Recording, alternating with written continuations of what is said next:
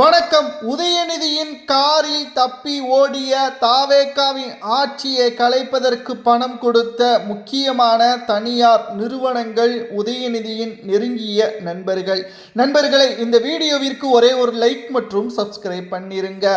நேற்று செந்தில் பாலாஜி அவர்கள் நீதிமன்றத்தில் சரணடைந்தார்.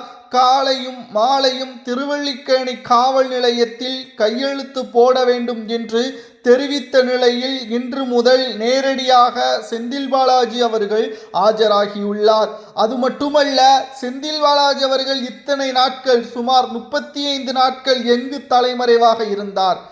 செந்தில் பாலாஜிக்கு 180 கோடி யார் கொடுக்க முன்வந்தார்? இது எல்லாமே நீதிபதிகள் கேட்டுள்ளனர். ஆனால் செந்தில் பாலாஜி அவர்கள் வாக்குமூலம் கொடுக்கவில்லை. ஆனால் கரூரின் கும்பல்கள் கைது செய்யப்பட்ட 14 பேர் தற்பொழுது வாக்குமூலம் கொடுத்துவிட்டனர். உதயநிதியின் நெருங்கிய நண்பர்கள் மற்றும் தனியார் நிறுவனங்கள் 180 கோடி வரைக்கும் எங்களிடம் பணத்தை செந்தில் பாலாஜி மூலமாக கொடுத்தார்கள் என்பதையும், திமுக ஆட்சியை கைப்பற்றுவதற்கும் தாவேகாவின் ஆட்சியை கலைப்பதற்கும் அனைத்து ஏற்பாடுகளையும் உதயநிதியின் நெருங்கிய நண்பர்கள் மூலமாகத்தான் இது நடைபெற்றது. யார் அந்த நெருங்கிய நண்பர்கள்? சமீபத்தில் கூட உதயநிதியின் நண்பர்கள் தலைமை செயலகத்தில் IAS IPS அதிகாரியவே இடமாற்றும் அளவிற்கு அதிகாரங்கள் வழங்கப்பட்டது திமுகவின் ஆட்சியில் என்றும், சில போலீஸ் அதிகாரிகள் எந்த துறையில் ஒதுக்கீடு செய்ய வேண்டும், அவர்கள் எந்த இடத்தில் பணியாற்ற வேண்டும் என்ற ஒட்டுமொத்தமான முடிவுகளை உதயநிதியின் நெருங்கிய நண்பர்கள்தான் செயல்படுவார்கள் என்பதையும் ஸ்டாலினுக்கு தெரியாமலேயே ஒரு தகவல்களையும் அனைத்தையும் சவுக்கு சங்கர் அவர்கள் வீடியோ ஒன்றையும் வெளியிட்டு அனைத்து ஆதாரங்களையும் வெளியிட்டிருந்தார். அப்பொழுதும் கூட பலரும் நம்பவில்லை. ஆனால் இப்பொழுது தாவேகாவின் ஆட்சியை கலைப்பதற்கு உதயநிதியின் நெருங்கிய நண்பர்கள்தான் அதிகமாக முயற்சி செய்கிறார்கள். ஏனென்றால் தாவேகாவின் ஆட்சி நீடித்தால் 50 நாட்களிலேயே திமுகவின் முன்னாள் அமைச்சர் ஒட்டுமொத்தமான ஊழல் வழக்கிலும் லஞ்ச ஒழிப்புத்துறை அதிகாரிகளாலும் விசாரணைக்கும் வீட்டில் சோதனைகள் நடைபெறுவதற்கும் ஏற்பாடுகளை செய்த முதல்வர் விஜய் அவர்கள் ஓராண்டை தாண்டிவிட்டால் கடந்த ஆட்சியில் அதிகமான ஆதிக்கம் யார் செலுத்தினார்? அமைச்சர்களை விட உதயநிதியின் நெருங்கிய நண்பர்கள்தான் செலுத்தினார்கள் என்பது வெட்ட வெளிச்சத்தில் ஆதாரங்களுடன் வந்தால் முதலில் சிறைக்கு செல்வது உதயநிதியின் நெருங்கிய நண்பர்கள் மட்டும்தான்.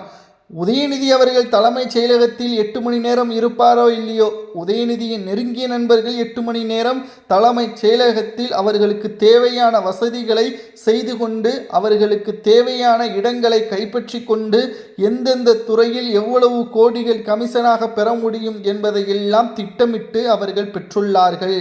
இதன் மூலமாகத்தான் சில தயாரிப்பு நிறுவனங்களை தொடங்கி அதில் குறுகிய காலத்தில் 5-6 படங்களை பெரிய ஹீரோவை வைத்து பட தயாரிப்புகளை நடத்தினார்கள். சமீபத்தில் கூட அந்த தயாரிப்பாளர் வீட்டில் அமலாக்கத்துறை அதிகாரிகள் ரைடுகளையும் நடத்தினார்கள் என்பதையும் நாம் பார்த்தோம். அவர்தான் உதயநிதியின் நெருங்கிய நண்பர். அவர்தான் திமுகவின் மிக முக்கியமான நிழல்களின் முக்கியமான ஆதிக்கத்தை செலுத்தினார். ஆனால் இவை அனைத்தும் ஸ்டாலினுக்கு தெரியாது. அவர்கள் நண்பர்கள் மட்டும்தான் ஸ்டாலின் அவர்களுக்கு தெரியும். ஆனால் கட்சிக்குள்ளேயும் கட்சியின் வளர்ச்சிக்காகவும் இவர்கள் தடையாக இருக்கிறார்கள் என்பது ஆட்சி கவிழ்ந்த பிறகுதான், மக்கள் மத்தியில் கடுமையான எதிர்ப்புகள் வந்த பிறகுதான் ஸ்டாலினை உணர்ந்தார்.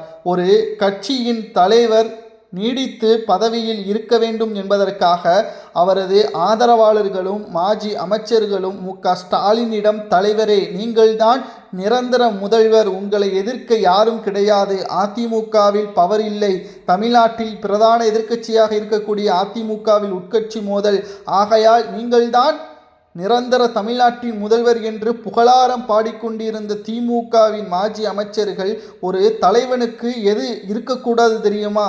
அதிக அளவு தலைக்கணம். ஆனால் ஸ்டாலின் அவர்கள் தன்னை எதிர்க்க யாரும் இல்லை என்று நினைத்து மக்களின் ஒட்டுமொத்தமான கோரிக்கைகளையும் நிராகரித்து, தவறுகள் எல்லாம் கண்முன்னே தெரிந்த பிறகும் கூட நடவடிக்கை எடுக்காமல் தன்னை மிஞ்சி எவன் வந்துவிடுவான் என்ற ஆதிக்கம் ஸ்டாலினுக்கு இருந்தது.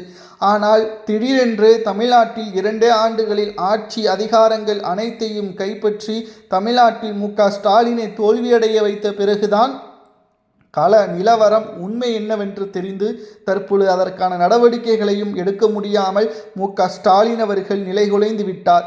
தற்பொழுது மு.க.ஸ்டாலின் அவர்களது மகன் உதயநிதி அவர்களது நண்பர்களால்தான் தற்பொழுது திமுக படுதோல்வியை சந்தித்துள்ளது.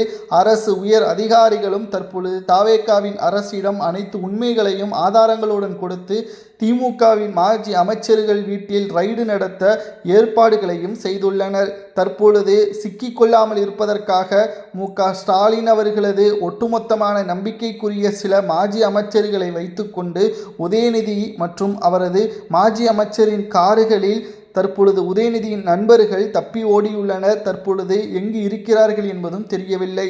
கடந்த 48 மணி நேரம், அதாவது செந்தில் பாலாஜியின் வாக்குமூலங்கள், அவரது கரூர் கும்பலின் வாக்குமூலங்களுக்கு அடுத்து உதயநிதியின் நெருங்கிய நண்பர்கள்தான் பணங்களை கொடுத்தார்கள் என்ற ஆதாரங்கள் சிக்கிய பிறகு தற்பொழுது வரை எங்கு இருக்கிறார்கள் என்பதும் தெரியவில்லை. மேலும் இப்பொழுது தாவேகாவின் ஆட்சியை கலைப்பதற்கு அதிக முக்கியத்துவம் கொடுக்கப்பட்டது திமுகவின் மாஜி அமைச்சர்களை விட உதயநிதியின் நெருங்கிய நண்பர்கள் என்பதும் தெரிந்துவிட்டது. இது இவர்களுக்கு தேவையில்லாதது. உதயநிதி அவர்கள் குறுநில மன்னர்களாகவும் இளவரசராகவும் செயல்பட்டதுதான் தற்பொழுது இந்த நிலைமைக்கு முக்கியமான காரணம் என்று பலரும் கருத்துக்களையும் தெரிவித்து வருகிறார்கள். திராவிட முன்னேற்ற கழகத்தின் ஆட்சி அதிகாரங்கள் தற்பொழுது இருக்கக்கூடிய நிலைமை மிகவும் மோசமாக மாறிக்கொண்டிருக்கிறது. அனைத்திந்திய அண்ணா திராவிட முன்னேற்ற கழகம் நிச்சயம் இடைத்தேர்தலிலும் சரி உள்ளாட்சி தேர்தலிலும் சரி திமுகவை விட அதிக இடங்களை கைப்பற்றும். ஆனால் ஆளும் கட்சியை விட குறைவாகத்தான் கைப்பற்றும் என்ற தகவலும் தற்பொழுது கிடைக்கப்பெற்றுள்ளது. தமிழக அரசியலில் மிகப்பெரிய ஒரு துரோகத்தை உதயநிதியின் நண்பர்கள் செய்துவிட்டார்கள்.